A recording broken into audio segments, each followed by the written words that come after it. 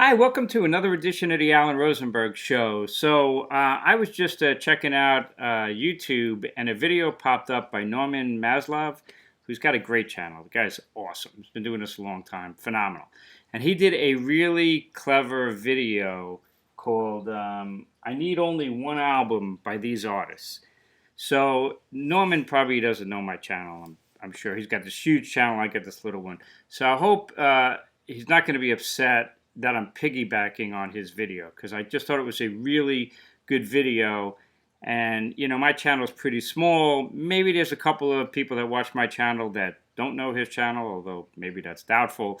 But if that's the case, maybe some of these album choices could help them out. So the idea is I need only one album by these artists, and these are the albums that I would do. So, if I had to choose one album. So in no particular order, I don't know. Let's do this one. So this is the Allman Brothers, their 1975 album, Win, Lose, or Draw. At that time, the Allman Brothers were largely considered the best American rock band. I wouldn't have argued, been through a lot of tragedy, but no matter what was thrown at them, they came out with amazing albums. Duane Allman died, Barry Oakley died. They came back, finished Eat a Peach, did Brothers and Sisters, had a #1 album, #1 hit with Ramblin' Man. Huge, huge stuff. And in '75, they put out Win, Lose, or Draw. If I only needed... Now, by the way, if you're new to my channel, I'm a completist. So every band that I like, I have to have all their albums. So I have every Allman Brothers album. But if I had to choose one, I would probably go with Win, Lose, or Draw. Because, it's easy... you just get used to a band that is so lively and did amazing, jam work and so lively. And every once in a while, you want to hear something that's almost a band falling asleep. And that's what this is. This is like the Allman Brothers, very different, as if they fell asleep in the studio and just put it down on tape.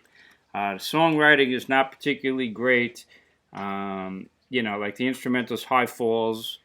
It's good, is that at the level of, Elizabeth Reed or Jessica? No, probably not. But, a lot of times I feel I just want to hear a lazy instrumental.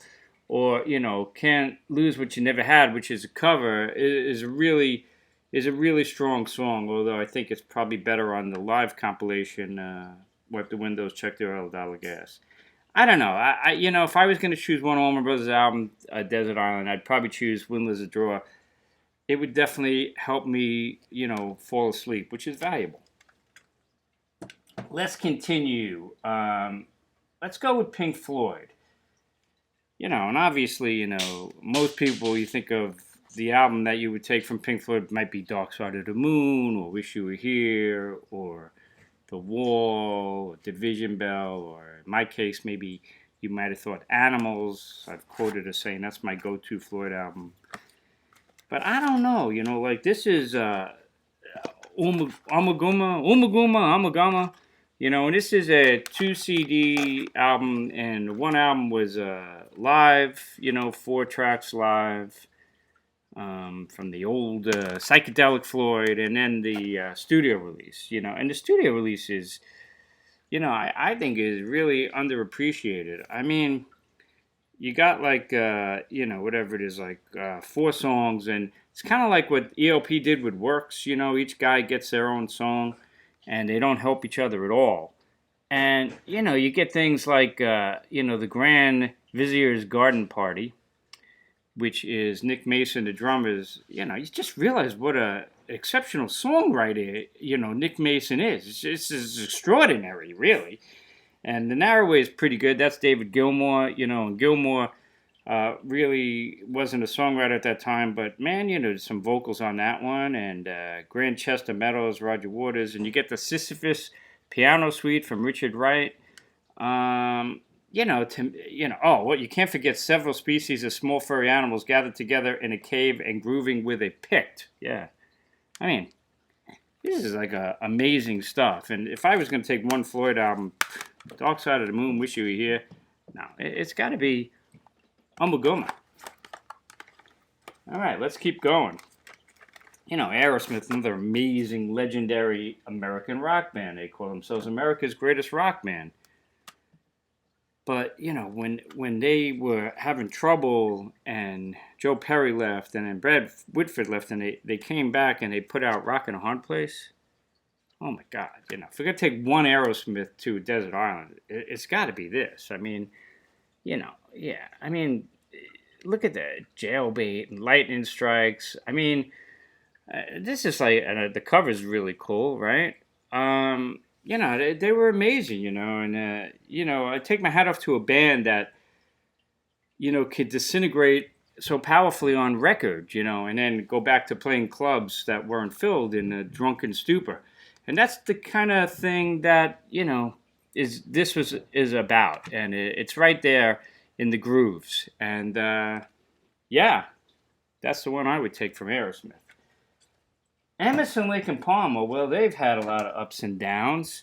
And I've talked about Asia a lot, that the first Asia album is a classic because, they really put together, they showed how hard it really is to be progressive and commercial at the same time with relatively short songs. And as good as the Asia album is, Emerson, Lake and Palmer did it even better on In the Hot Seat. I mean, my God.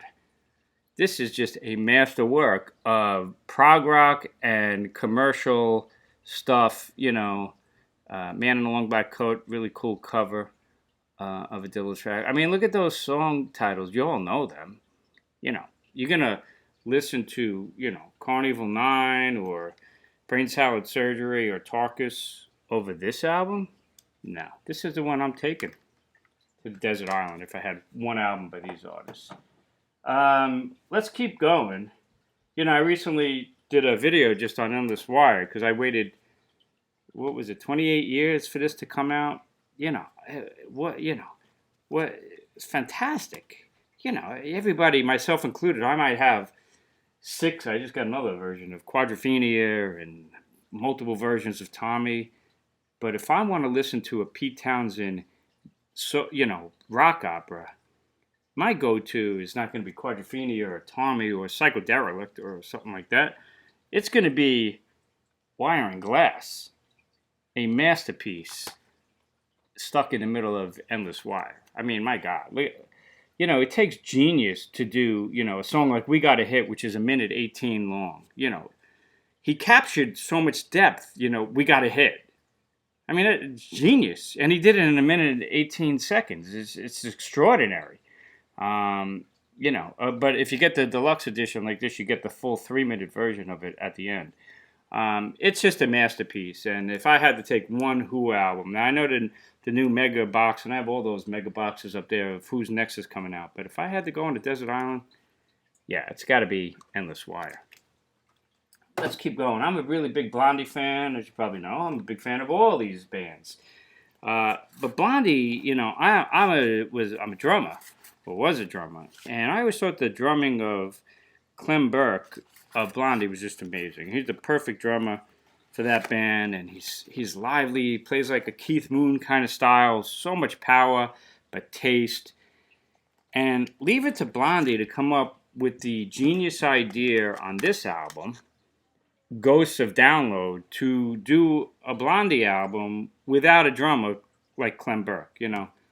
Your thinking is beyond my little brain capacity. I mean, it's genius. And they did this album, Ghosts of Download. And if I had to take one Blondie album, this is it, because there's nothing more that I want out of Blondie than no drums and just electronic kind of music. And by the way, they do a cover of that song Relax. Who's that? Frankie Lives in Hollywood. Is that the name of that band? I don't have their album, but I remember, in the clubs that was big. And that was a great idea, Blondie, to do Relax without, Clem Burke or anything like that. Yeah, this is just loaded with classic after classic. And Blondie, Ghosts of Download. In fact, they were so smart. They knew this album would be so huge that they put it in a deluxe set with a greatest hits version where they redid all their greatest hits. Like what Taylor Swift's doing. But nobody bought this one. But this was really cool. This was the selling point. Live at CBG in 1977. So you could see what they sound like with an amazing drummer, but it's just not the same. Goes to download from Blondie. Billy Joel, well, I never considered myself a really big fan of Billy Joel, but I do have all of his albums. But to me, if I'm going to go with one Billy Joel album, it's got to be Cold Spring Harbor. You know, I mean, really him at the beginning and, hugely commercial songs, classic after classic. I know a lot of people think about, you think of Billy Joel and you're thinking about, what was that album, 42nd Street, where he wrote about, Times Square in the city back in the porn days, or, what's that album, An Innocent Man, where he did all the covers of Dion and the Belmonts, I think it was, right?